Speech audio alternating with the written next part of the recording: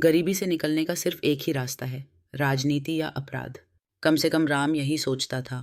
एक गरीब नौकर से करोड़पति व्यापारी बनने वाला इंसान, लेकिन ऐसे कामों के साथ जो बेहद संदिग्ध थे। राम एक गरीब गांव से आता है जहां पूरा परिवार एक साथ सोता था। गांव का एक आदमी जिसे सारस कहा जाता था सभी लोगों से गांव में रहने के पैसे वसूलता था, लेकिन बलराम के पिता के पास कभी पैसे नहीं होते थे। इसलिए छोटा सा बलराम बहुत कम उम्र से चाय की दुकान में काम करने लगा ताकि अपने परिवार की मदद कर सके। वो पढ़ाई जारी नहीं रख सका और हालात तब और ख़राब हो गए जब उसके पिता को टीबी हो गया। न तो उनके पास प्राइवेट अस्पताल का पैसा था और न ही सरकारी अस्पतालों में कोई उम्मीद। पिता मर गया सिर्फ इसलिए क्योंकि वो गरीब था।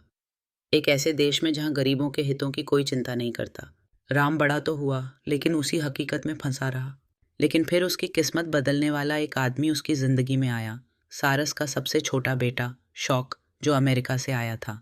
उनका परिवार कोयले का कारोबार करके भारत के सबसे अमीर घरानों में से एक बन चुका था। उन्हें एक दूसरा ड्राइवर चाहिए था तो राम ने फैसला किया पागलपन वाला एक कदम उठाने का। उसने अपनी दादी से बात की जो परिवार की मुखिया थी। उसे कहा कि वो गाड़ी चलाने की ट्रेनिंग लेना चाहता है और इसके बदले पैसे देगा। दादी ने मान लिया, लेकिन एक शर्त पर। जब राम कमाने लगेगा तो गांव वालों को निकालने के लिए पैसे भेजेगा ताकि वे एक बेहतर भविष्य तलाश सकें। भारत इतना असमान देश है कि अगर आप गरीबी में पैदा हुए हैं तो लगभग तय है कि आप गरीबी में ही मरेंगे। लेकिन बलराम एक अपवाद साबित हुआ। वो शहर पहुंचा, ड्राइविंग सीखी और फिर अमीरों के घर की तलाश की। पहले तो उसे अंदर नहीं आने दिया गया, लेकिन फिर उसने पूरे परिवार को मना लिया। उसने उनके पैरों को छुआ, उनकी तारीफ की और बताया कि वह उनका नया ड्राइवर बनना चाहता है। शौक ने उससे हाथ मिलाने की कोशिश की, लेकिन उसके पिता ने रोक दिया, क्योंकि इस देश में अगर आप निचली जाति से हैं तो आपको नीचा समझा जाता है। यही है खालिस नस्लवाद। ड्राइविंग टेस्ट लिया गया, सब कुछ ठीक हुआ और राम को नौकरी मिल गई। लेकिन उसके पहले सारस का परिवार बलराम के पूरे खानदान की जानकारी जुटाता है। कितने लोग हैं, कहाँ रहते हैं, और जल्द ही आप समझेंगे क्यों। उसे एक छोटा सा कमरा और एक वर्दी दी जाती है। शौक उससे औपचारिक रूप से मिलता है और अपनी गर्लफ्रेंड पिंकी से मिलवाता है। ये दोनों थोड़े खुले और इंसानियत वाले सोच रखते हैं। अपने नौकरों को इज्जत से पेश आते हैं, बिल्कुल शौक के पिता और बड़े भाई के उलट, जो नौकरों को मारते पीटते भी थे। लेकिन ये तो बस शुरुआत थी। सारस के घर एक राजनीतिक उम्मीदवार आती है, द ग्रेट सोशलिस्ट। बहुत सारे लोग उन्हें बदलाव की उम्मीद मानते थे, लेकिन असलियत में वो पूरी तरह भ्रष्ट थी। राजनीति भारत में अक्सर सिर्फ दिखावे तक सिमट जाती है। वो सिर्फ इसलिए आई थी ताकि पैसे की मांग कर सके, ताकि टैक्स माफ़ किए जा सके। जब परिवार ने पैसे ज़्यादा कहे जाने पर मना किया तो उसने उन्हें थूका और चली गई। अब उन्होंने विरोधी पार्टी को रिश्वत देने का सोचा। बलराम उन्हें होटल छोड़ता है। वो हैरान रह जाता है। कुछ महीने पहले तक वो कीचड़ भरे रास्तों वाले गांव में रहता था, अब शहर की चमक दमक में है। लेकिन नौकरों के लिए बने पार्किंग एरिया में सब गंदा है, डरावना है और वो अकेला सा महसूस करता है। धीरे धीरे बलराम को समझ में आता है असली खेल क्या है। शौक और उसका भाई बड़े बड़े सरकारी अफसरों से मिलने जाते हैं। साथ में एक बड़ा लाल बैग होता है जिसमें ढेर सारा कैश होता है। रिश्वत देने का सिलसिला।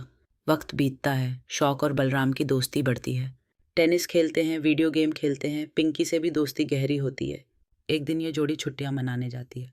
बलराम मौके का फ़ायदा उठाकर अपने गांव जाता है, लेकिन हालात वैसे ही हैं।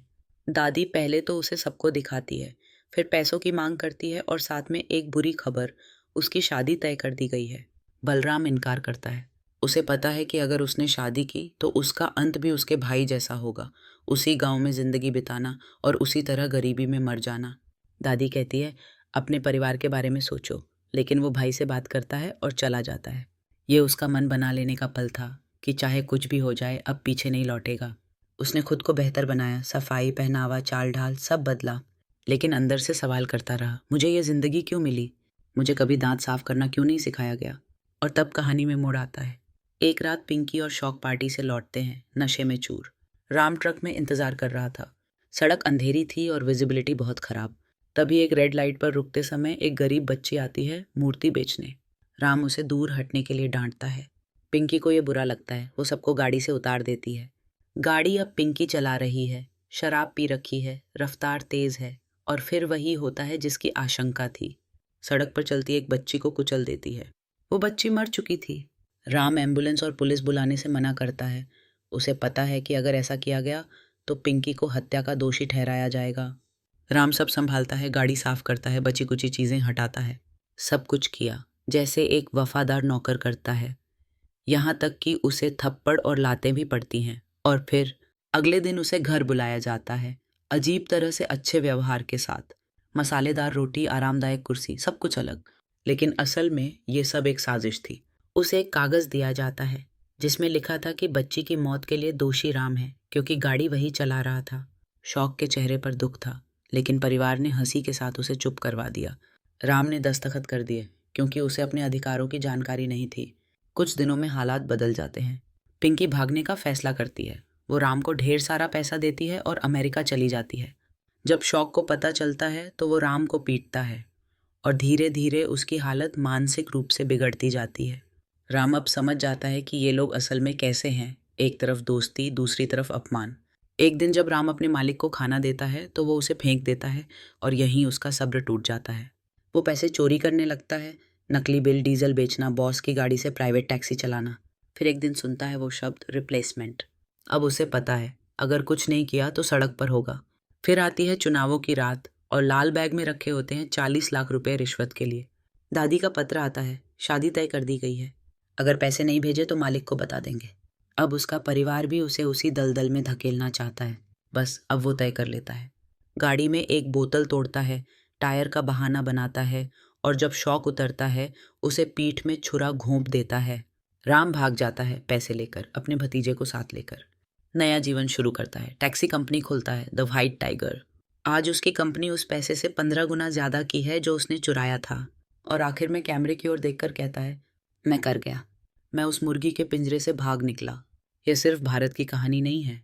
कई देशों जहां गरीबों के पास कोई रास्ता नहीं होता सिवाय अपराध या राजनीति के, और जब समाज इन विकल्पों को जन्म देता है तब हमें अपराध से ज़्यादा उसकी जड़ पर ध्यान देना चाहिए। क्योंकि जो लोग ये रास्ता चुनते हैं वो हमेशा अपराधी नहीं होते, वो सिर्फ वो लोग होते हैं जिनके पास कोई और विकल्प नहीं होता। इस कहानी में सिर्फ भारत की नहीं, कई देशों की भी तस्वीर है जहां हाशिए पर रहने वाले नौजवानों को लगता है कि एक ही जिंदगी में गरीबी से निकलने का तरीका या तो जुर्म है या राजनीति। भारत देश उन ज़मीनों की परवाह नहीं करते जो सबसे ज़्यादा ज़रूरतमंद हैं। गरीबी जैसे एक सज़ा बन जाती है, जन्म से लेकर मौत तक। और जब सिस्टम इतना सड़ा हुआ हो तो लोग लक्षण से लड़ते हैं, बीमारी से नहीं। लक्षण जैसे अपराध, बीमारी जैसे गरीबी, बेरोजगारी, हिंसा। अब सवाल ये है, क्या हम जड़ों पर वार करने के लिए तैयार हैं